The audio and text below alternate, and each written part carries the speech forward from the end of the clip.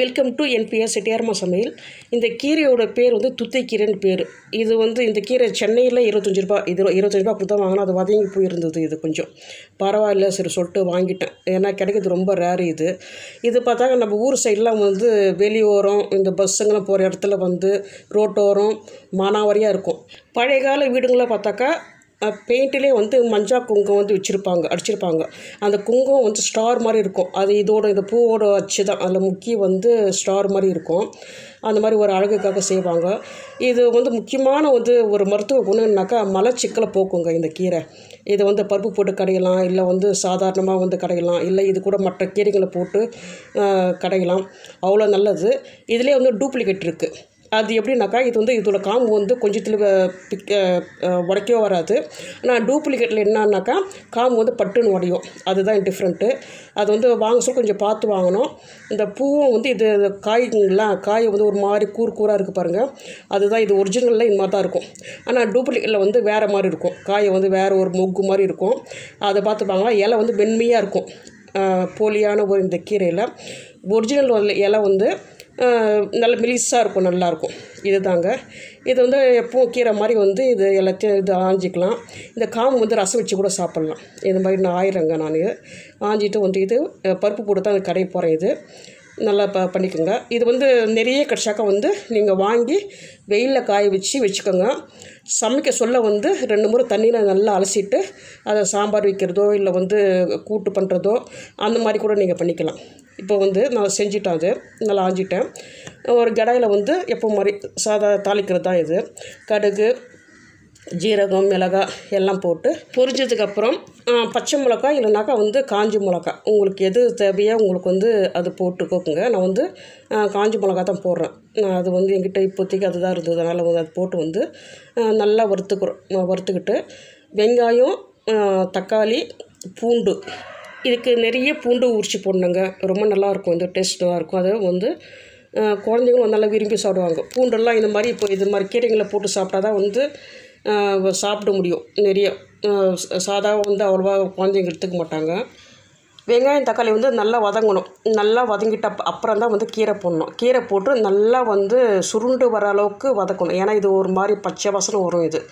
அதனால் வந்து கீரையை வந்து கொஞ்சம் எக்ஸ்ட்ரா வந்து நல்லா வந்து வதக்கணும். எண்ணெயில் இந்த வதக்கணும். இது மற்ற கீரை போட்டு செய்யணும் அப்படின்னாக்கா குறிப்பாக இந்த அரைக்கீரை, அப்புறம் வந்து மூக்குத்திக்கீரைன்னு சொல்லுவாங்க. அது வந்து முக்கரொட்டை சொல்லுவாங்க அந்த கீரை பேர். அது அப்புறம் புளிச்சக்கீரை அதை மாதிரிலாம் செய்கிறாமனாக்கா இதே மாதிரி தான் இந்த எந்த அளவுக்கு இது எடுக்கிறோமோ அதே அளவு தான் மற்ற கீரையும் எடுத்து ஒன்றா இதே மாதிரி அலசிட்டு வந்து வதக்கிக்கணும். இது தனியாக வந்து அதுக்கு பருப்பு போட்டு செய்யலாம், இல்லை வெறுமனே கூட வந்து அரைக்க செய்கிறோம் இல்லைங்களா, பூண்டு புளியெல்லாம் போட்டு கடைஞ்சி செய்கிறீங்களா, அந்த மாதிரி கூட அதுவும் நல்லாயிருக்கும். புளி கொஞ்சம் எக்ஸ்ட்ரா போட்டு கடைஞ்சாக்கா நல்லாயிருக்கும், வாய்க்கு நல்லாயிருக்கும். அதே நேரத்தில் சாப்பிடவும் ரொம்ப நல்லாயிருக்கும். அந்த மலச்சிக்கல்ன்றது வந்து உடனே உங்களுக்கு வந்து ரிலீஸ் ஆகிடும். உங்களுக்கு வயிறு உப்பசமாக 2 நாளாக 3 நாளாக சரியில்லை வயிறு அப்படின்னா கூட உங்களுக்கு வந்து நீங்கள் பருப்பு போட்டு செய்யறதை விட பருப்பு போடாமல் தனிப்பட்ட முறையிலோ இல்லை மற்ற கீரைங்க கூடவோ, முக்கியமாக இந்த மூக்குத்திக்கீரை சொல்லுவாங்க, முக்கரட்டை சொல்லுவாங்களா, அந்த கீரையோட போட்டு செஞ்சாக்கா உங்களுக்கு வந்து ரொம்ப நல்லாயிருக்கும். வயிறு ரொம்ப க்ளீன் ஆகிடணும் உங்களுக்கு. ஒரு முறை வந்து அந்த மாதிரி செஞ்சு பாருங்கள். இப்போ வந்து இது நல்லா வதக்கிடணும் பச்சை வாசனை போகிற அளவுக்கு. இதில் வந்து தேவையான அளவுக்கு புளி கொஞ்சோண்டு இது ஊற்றணும். நீங்கள் என்ன தான் பருப்பு போட்டாலும் கீரைக்கெல்லாம் புளி போட்டால் தான் நல்லாயிருக்கும். தக்காளியெல்லாம் நிறைய போட்டால் கூட புளி கொஞ்சம் கண்டிப்பாக ஊற்றியே தான் ஆகணும். இதுதான். இப்போ வந்து பருப்பு வந்து தோரம் பருப்பு வந்து வேக வச்சுருக்கேன் நான் 2 விசில் போட்டு. நீங்கள் வேணாக்கா பைத்தம் பருப்பு செய்கிற மாதிரி இருந்தாக்கா பைத்தம் பருப்பு வந்து ஒரு அரை மணி நேரத்துக்கு நல்லா ஊற வச்சுக்கோங்க. நல்லா அதை வேக வைக்க மாட்டேன், அது ஊற வச்சுக்கோங்க. சப்போஸ் அப்படின்னாக்கா இல்லைனாக்கா வந்து பைத்தம் பருப்பு வந்து வெறும் வானிலையில் வந்து நல்லா வறுத்துட்டு கழுவிட்டு டைரெக்டாக இந்த கீரையை ஊற வச்சுட்டு இந்த கீரையும் இந்த ஊற வச்ச பருப்பையும் வந்து ஒன்றா போட்டு ஒரு 2 விசில் இல்லை 3 விசில் விட்டாக்கா உங்களுக்கு வந்து கீரை வந்து சூப்பராக நல்லா ஆகிடும். பருப்பு வந்து குழையாது. ஏன்னா நான் பருப்பு வந்து வறுத்துரும் இல்லைங்களா, அதனால் குழையாது உங்களுக்கு. அந்த மாதிரியே செஞ்சு பார்க்கலாம். இல்லை தோரம் பருப்புலையும் இந்த மாதிரி செய்யலாம். இல்லை வந்து பருப்பே போடாமல் நான் சொன்ன மாதிரி வந்து மற்ற கீரையெல்லாம் உங்களுக்கு பிடிச்ச கீரை வேறு எது இருந்தாலும் போட்டு வெறுமனே கூட கடிச்சு சாப்பிட்லாம். ரொம்ப நல்லாயிருக்கும். இப்போ வந்து தேவையான உப்பு வந்து தண்ணி அது போட்டுட்டு நீங்கள் இந்த கீரை ஏற்கனவே 2 விசில் நல்லா பருப்பு வெந்தாச்சு.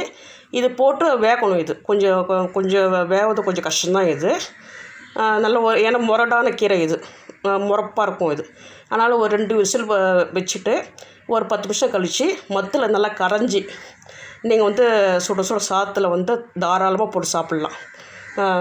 ஒரு கரண்டி சாதம் பார்த்தாக்க ஒரு கரண்டிக்கு வந்து ஒரு கரண்டி சாதத்துக்கு 2 கரண்டி கீரைன்ற மாதிரி அது வந்து நீங்கள் போட்டு சாப்பிட்லாம். அதே மாதிரி தான் இந்த பருப்பு போடாத கீரையும் அது மாதிரி ஒன்று கலராக போட்டு சாப்பிட்டாக்கா உங்களுக்கு உண்மையிலே நல்லாயிருக்கும். ஒரு முறை செஞ்சு பாருங்கள். உங்களுக்கு நிறைய உங்களுக்கு கிடைக்கிற மாதிரி இருந்தாக்கா வந்து நான் சொன்ன மாதிரி இந்த காய் வச்சு கூட எடுத்து வச்சுக்கிட்டாக்கா நீங்கள் சமையலில் போட சொல்ல வந்து அலசி நல்லா போட்டுக்கலாம். நீங்கள் ஒரு 2 விசில் வச்சா போதும். இது